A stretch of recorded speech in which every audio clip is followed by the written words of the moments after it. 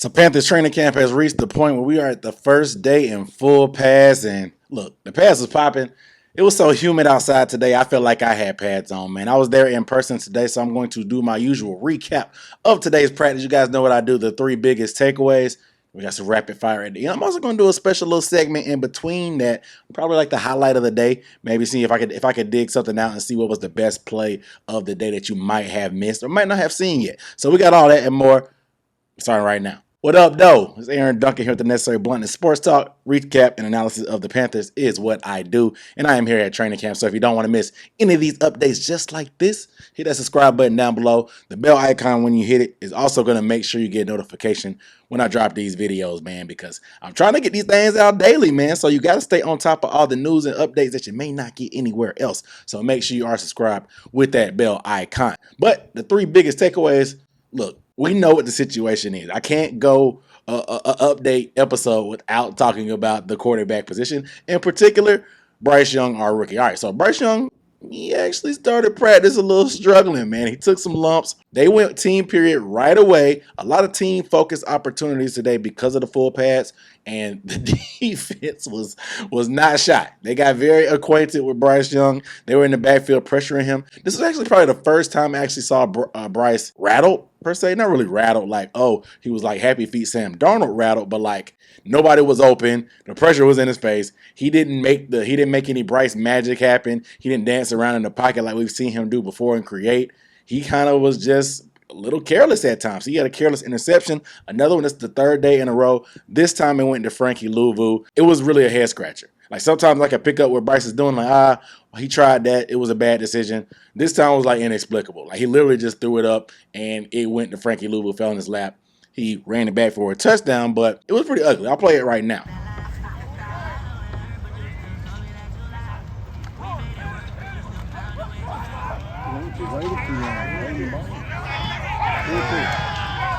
Louvu. Frankie. Regardless, this type of stuff is going to happen, man. Like I said, this was the first day in pass, and the defense was not shot. They were really cranking it up, and they were on Bryce. After that first team period, he bounced back pretty well. In that 7-on-7 period, he came and did his thing, had a beautiful, beautiful deep ball to Chark. Chark. Oh! That may be the highlight of the day. We'll see what happens, man. But regardless, it was very, very pretty, man. And it's a similar type to what we've seen before. Him and Chark seem to be getting that deep ball together, man. Like it's that outside shoulder catch that we saw Chark make on Saturday, at Saturday's practice. That was really beautiful outside shoulder. Jeremy Chin was really in DJ Chark's hip pocket. There's just no defense for a great throw like that, and nobody tracks the ball like DJ Chark. He's like Ronald Acuna in the outfield, tracking down fly balls, but that chemistry downfield is going to be a big part of what we need because, like I said, there were some times the receivers struggled to get open, and couple that with the offensive line struggling to block our front, it's going to be a recipe for disaster, which is why Bryce struggled. Some of the better plays that Bryce made down the stretch, he was a little bit more comfortable. The pressure was still there. He made some plays in 7-on-7, of course, when there's no rush, but also in the team period to finish up. He made a couple nice plays as well, finding Hayden Hurst and a lot. You know, they're getting very acquainted, and it's very good to have a functional and capable tight end there for support. Andy Dalton had a day for himself. I got to give Andy credit, man. Like, you can tell he's a vet. Sometimes Andy makes some bad plays, but, like, you can tell that he's cool, calm, and collective. He knows where he wants to go with the ball. Good decision, a bad decision. He's sure about every decision that he makes, and he's going to make some good plays. He had a deep ball today against Kamu. You know, I told you about Kamu. Greer Hill has picked him off twice. He got him back this time, like on a fly route. They motioned Blackshear out of the backfield, went deep one-on-one, perfect placement, perfect ball placement. It was a touchdown, man. I give it credit for the play of the day, man. So it was a beautiful play, and like I said, he wasn't shying away from Kamu, even though Kamu has picked him off multiple times. But Dalton had a great day all over the place, man. He was kind of spraying today and like giving the ball pretty much to everybody, man, at all three levels. So he did a pretty good job there. Matt Corral. Man, like I wanted to really get an opportunity to see Matt Corral. Like we talked about and heard all the hype about him getting extended preseason reps. I guess I looked too far into that and assumed he would be getting extended practice reps as well. That's not the case. The first team drive of practice, he didn't get in at all. He didn't get his first reps live reps until 7-on-7, which was after that team, and then he got 3 plays and out on our next team, 3 plays and out on the next team period. Just not a huge body of work to be able to show what he can do, So I guess they're going to be just letting him save it for the game and just throw it out there to let him get some tryout tape. And because they're saying they want to find out what he is, but it seems like if they just give him a ton of preseason time, they're just trying to let him audition for his next gig. And whether they try to trade him or they just cut him, he's not getting a fair shake in practice. I'll just say that. He's getting the short end of the stick. I always knew he was going to be the odd man out, but I just didn't see it playing out like this regardless. But you guys let me know how you feel about some of the thoughts I made on the quarterback position. How you feel about Matt Corral getting the short end of the stick? And how you feel about Bryce Young starting a little bit shaky? And like I said, with the offensive line not really blocking well for him and him making some tough decisions but bouncing back. I want to get you guys' thoughts about that quarterback position because I can sit here and talk to the camera all day by myself, but unless I hear from y'all in the comments, I need to know how y'all feeling about what I'm saying. All right, so comment down below, let me know how you feel. The next biggest takeaway is the defense seems to be as advertised. Now I know in camp it's easier for the defense to kind of catch on. They know their assignments. They don't really have, it's not really predicated on execution. Offense is more about rhythm, execution. Everybody has to be on one accord. Defense is assignment football. You can fly around and make plays. You don't have to do a lot of thinking in terms of, you can do like reading your keys, of course, like certain things, and you see like guards pulling and different coverages and motions and stuff like that. But besides that, you can just run out there and play football, man. Like, you know your assignments, you do what you're supposed to do, and you run and go get it. And so that's kind of what you saw now, and they're flying around and making plays, man. And you can tell that they're way further along and way more aggressive than the offense. Full pass, and even practices before, but full pass is pretty much the green light for them to kind of let loose, and that's exactly what they did. Pads were popping all over the place. That front 4/5, which is what they ran a lot, was ferocious today. And I'm saying, like, the offensive line really had nothing for them at all. And it was pretty frustrating because you really can't get good offensive reps because the defense is just destroying everything they try to do. I'm talking penetration in the backfield. I'm talking like not letting them get to the edge. I'm talking interior pushing the pocket into the quarterback's face. They were all over the place. Our front 4 to 7, whatever, they are very aggressive, very ferocious, and Jiro Evero has them flying around making plays early. If this is a sign of things to come, we're going to be in good hands to be able to support our rookie quarterback until our offense gets their thing together. However, that defense is as advertised, man. But the defense did their thing. But also, if you are getting any value from this video right now, I'd really appreciate it if you could leave a super thanks. A super thanks is pretty much just a tip jar for me as a creator. It shows that you appreciate my work, and I appreciate you appreciating me. You know what I'm saying? There's a lot of work and effort that goes into this training camp content, sweating it out in that Spartanburg heat and humidity. So any kind of super thanks that you leave for me, eternally grateful. All right, let's get back to the video. Last biggest takeaway for today is a signing. Yes, a signing. Deion Jones, the former linebacker for the Atlanta Hawks, the Atlanta Falcons, was brought in for a workout after practice and signed a deal to come in. So this was a head scratcher for me. So I wanted to think outside the box. If you've been watching me, I've been bragging to you about how much Kamu Greer-Hill has been playing good at linebacker, how well Brandon Smith made some plays as well. I also gassed up Shaq. You saw him make that pick on Bryce on Saturday, and Frankie Louvu had his pick today. So we have 4 deep right now inside linebacker. Everybody's making plays. Nobody's hurt. Why would we go and sign another linebacker? So Deion Jones, he's 28. Last year he was hurt with the Browns. He was traded away from the Falcons. But when he's healthy, he's a tackling machine. He's fast. He can cover. He has 12 interceptions in his career. He ran with a 4.3 something, I think, coming out of college or whatever. So he's got the speed and he's got that run and hit factor that we like. I was like, where does he fit in this defense? And in today's practice, I saw a lot of Frankie Louvu on the edge. Not a full-time edge, but there was a lot of packages where he walked up as that outside linebacker, so we had a 5-man front. He was on the edge. There were other times where we had a 4-man front. He was up there on the edge and more like speed packages on the opposite side of Kobe Jones. I know with Marquise Haynes being injured, we're going to try some things, but I think they want to be able to let Frankie Louvu roam around some. I've heard some people rumoring online talking about he can be our Micah Parsons light or diet Micah Parsons because he has that motor. He can rush the quarterback. He can play linebacker. He can cover clearly today from what we saw making plays in the pick. Frankie Louvu is going to be a tool that we can put anywhere and we can plug and play anywhere on his defense. So having Deion Jones allows us to have another veteran linebacker that they know that is very experienced but it allows Frankie Louvu to walk up to the edge every so often. That makes me feel like, okay, are we not going to go in free agency and sign an edge? I think that's the case. I think unless somebody like a deal we can't refuse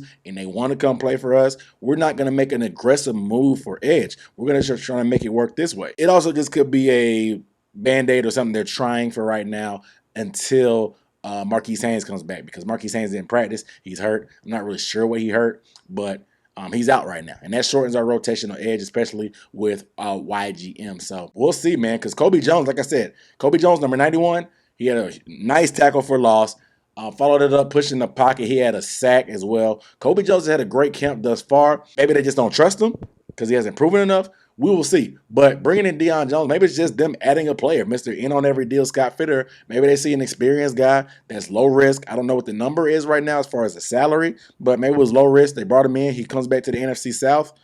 I mean, Deion Jones could be a player, man. So, I mean, I don't know. What you guys think about Deion Jones? Let me know down below in the comments how you feel about signing a linebacker like Deion Jones. And you think I'm on to something with my theory about them wanting to play Louvu at the edge more, or do you think Louvu can't play at the edge for an extended period of time? I know there's been a lot of back and forth online about that. Some people don't think he could be a regular edge, but I don't think that's the key they're going to do. I think they're going to move him around. So how do you like the idea of him being a potential diet Micah Parsons, per se? I want to get you guys' thoughts down below. So the play of the day, I talked about a little bit before.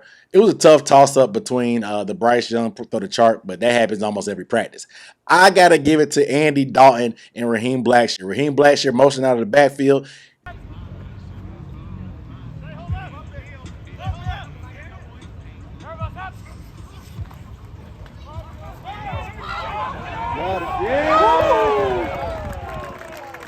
Caught him in man coverage. He had Kamu Gregier-Hill on him. Andy Dalton has thrown 2 interceptions to Gregier-Hill. He did not fear him this time. He had to get him some get back this time. Went over the top. It was a good job by Blackshear by getting that outside release, staying in bounds, locating the ball, and turning on those jets, turning into a touchdown. Shout out to Andy Dalton for getting him some get back, the old vet, what they call him, the Red Rocket, the Red Velvet, whatever you want to call him, getting some payback on Kamu Gregier-Hill, who has picked him off multiple times in camp. So that was my play of the day. All right, so let's get into this rapid fire, man. All right, let's do it. First note, I'm a little bit concerned about the O-line. I'm not going to lie. Like I said, it was the first day in pads, and so we've had some struggles throughout camp, though, before that. And so we'll see. The running game did come on a little bit later on in practice, and we were very, very committed to the running game today in practice. So I'm a little bit happier about that.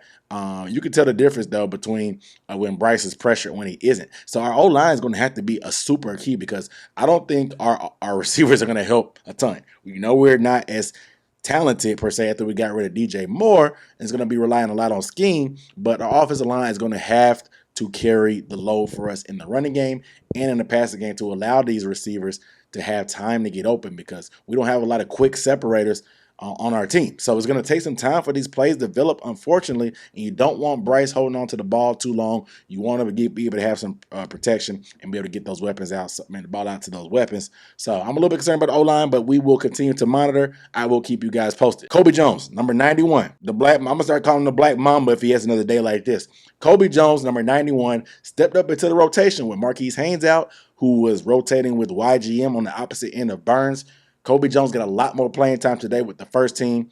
He made plays. Like I said, he had a very disruptive tackle for loss where he caught Chuba Hubbard in the backfield. Chuba never had a chance. The following play ended up getting a sack on Bryce in the backfield. His motor runs hot, dog, and he's been making some plays. So we'll continue to monitor him, and he's definitely taking advantage of these extra opportunities he's getting with Marquise Haynes out. Next note. Bryce Young and Hayden Hurst are developing a chemistry. Now, like I told you, Bryce Young is dealing. He doesn't discriminate. But once things were like going bad, the first person that really kind of made a play that kind of turned things around for the offense for us to look up was Hayden Hurst. And it wasn't really nothing crazy. He had like an 8-yard completion. That was a nice throw and catch. He dove and laid out for it. But he got up with so much energy and was so turned up. Like you could tell it really started turning the tide, and he was kind of clapping, getting everybody going. It was for a first down. So he was really excited about it, and it kind of became infectious. After that, Bryce kept going to him on underneath routes, shorter routes and stuff like that. A couple of different other crosses as well, and 7-on-7. So we know, we've seen it before with Cam Newton and Greg Olsen, that a tight end could be a young quarterback and a vet quarterback as well's best friend. And Hayden Hurst is somebody a tight end we've had He brings a special talent at tight end that we haven't had in a while, so I'm happy about Hayden Hurst. Von Bell. Von Bell is a hitter. I mean, he is a hitter. I'm talking like Terrence Crawford hitter. This dude, he was hitting guys before we put on pass. Today, he had a mean little thump on Chuba Hubbard, man, and you could hear it from the hill where I was sitting, and I was like, okay.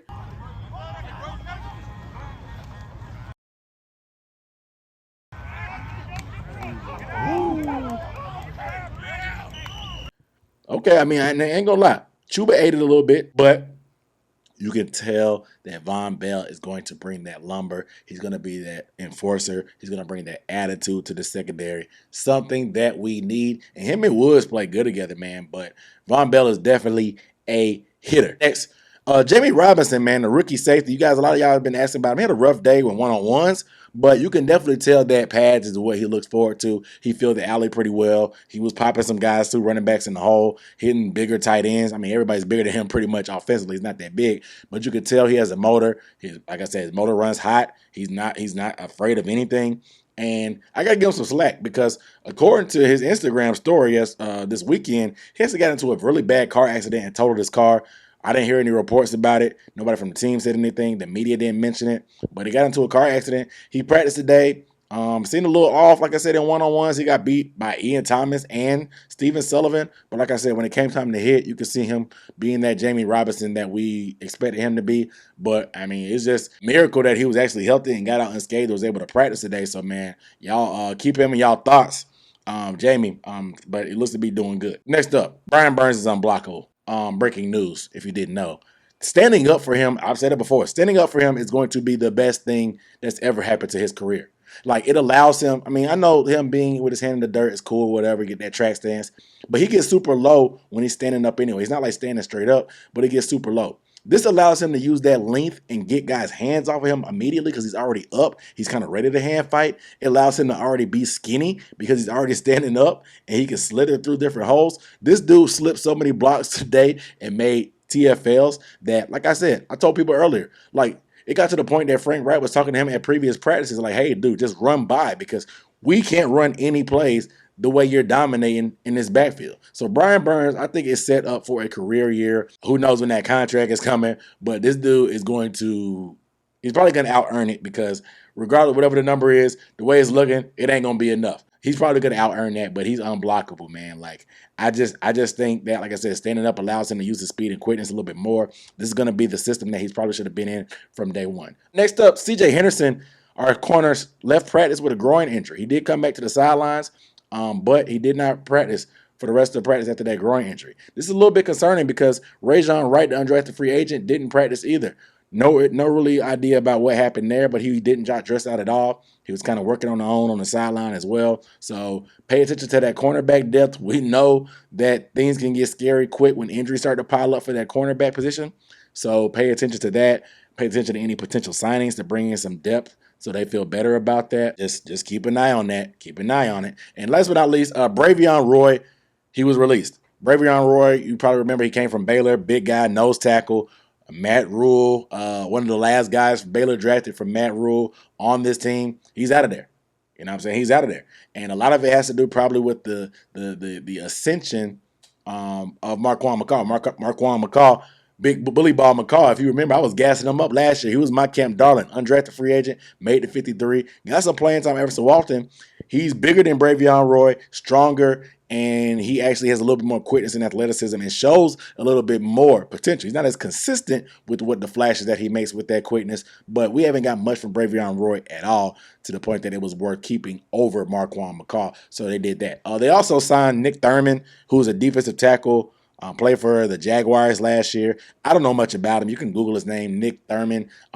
So that was the corresponding move, I guess, per se. There's a couple of the other guys that probably getting worked out, rumored as well. Nothing official yet, so I won't announce it per se. But you guys let me know of any of the rapid fire things. What is the biggest thing of note that I pointed out, and what are you expecting? But without further ado, I appreciate you guys watching. Make sure you are subscribed to Necessary Blunt Sports Talk so you don't miss any kind of updates on training camp. I'll see you next time. Peace.